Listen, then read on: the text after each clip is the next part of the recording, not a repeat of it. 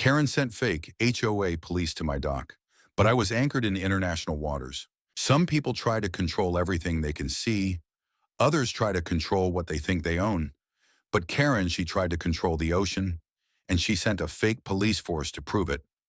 I was out on the deck of my 42-foot catamaran, the Liberty Wake, tightening rigging bolts and sipping coffee when I spotted them on shore. Four of them, three guys in black vests with the words HOA Marine Patrol stenciled on the back in crooked white letters, and one woman in a peach windbreaker holding a clipboard like it was holy scripture. Karen, even from 150 yards out, I could hear her yelling, "That vessel is in clear violation of Community Ordinance 9C. He can't just anchor there without HOA approval." Here's the thing. I wasn't in her community. I wasn't even in her jurisdiction. I was anchored too, 1 mile offshore, just past the state's maritime limit line, international waters, legally, deliberately, but that didn't stop her from calling in her fake army. Let me rewind. My name is Jackson Miles. I spent 20 years in the U.S. Navy and another 10 building custom sailboats. After retiring last year, I bought a plot in Coral Bay Estates, a coastal gated community built around aesthetics, politics, and paranoia. I moved there for the launch ramp, not the people. The HOA had been quiet when I arrived. The actual board disbanded 2 years ago after a budget scandal. But then Karen Langford took it upon herself to restore order. She called herself Executive Marine Liaison, made new rules, printed fake bylaws, started finding neighbors for unapproved hull reflections and disruptive nautical ambiance. People mostly ignored her until she came for me. It started when I docked the Liberty Wake overnight at the community pier. The next morning, I had a notice of marine violation taped to my mast. Non-compliant vessel aesthetics, unauthorized anchoring maneuver, hull presence violates HOA reflective harmony clause. I laughed it off. Then she banned me from the boat launch, said my pattern of marine non-compliance made me a threat to water order.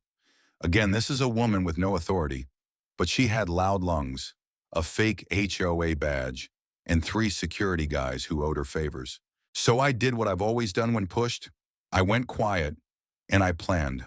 1 week later, I launched before dawn, took the Liberty Wake out past the markers, exactly 2.1 miles offshore, anchored, raised flags, set up my solar gear, and waited. Sure enough, by mid-morning, Karen spotted me through her binoculars and lost her damn mind. From the dock, she started yelling, then she made calls, and then the real circus began.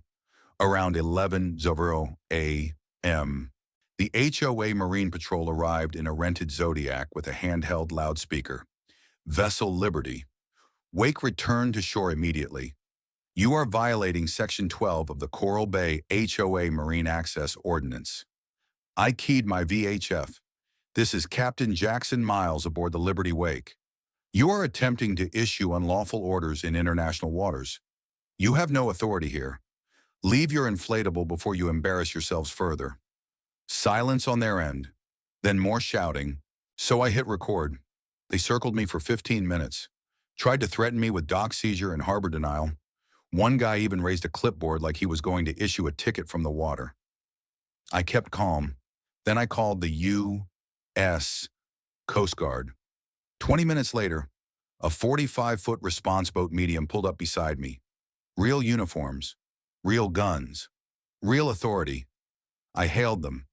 Captain Miles, retired Navy, anchoring legally just beyond state waters, currently being harassed by a group impersonating maritime officials. They boarded calmly, respectfully, took one look at my charts, my permits, and the GPS. All green. Then they turned to the HOA crew, still floating like fools near the pier. What followed was one of the most satisfying things I've ever witnessed. The Coast Guard lit them up, demanded credentials, asked what agency issued their uniforms, asked who authorized their marine operations. Karen came running down the dock, waving her clipboard like a sword. They're under HOA Marine Division. I'm the executive liaison. The petty officer raised an eyebrow. Ma'am, there is no such division. You are impersonating a federal enforcement body. Karen tried to argue maritime policy with the United States Coast Guard. It did not go well. They detained all three of her patrol guys. Karen herself was ordered to appear in court for maritime interference, impersonation of law enforcement, and harassment on open waters. The Coast Guard seized the HOA's dinghy, the local sheriff's department got involved, and the next morning my phone blew up because the dock cam footage hit social media. Karen screeching, Coast Guard boarding the HOA Marine Patrol, me calmly sipping coffee under the U.S. flag as the HOA fell apart. It went viral. Turns out, Karen had filed over 200 fraudulent violations using made-up codes.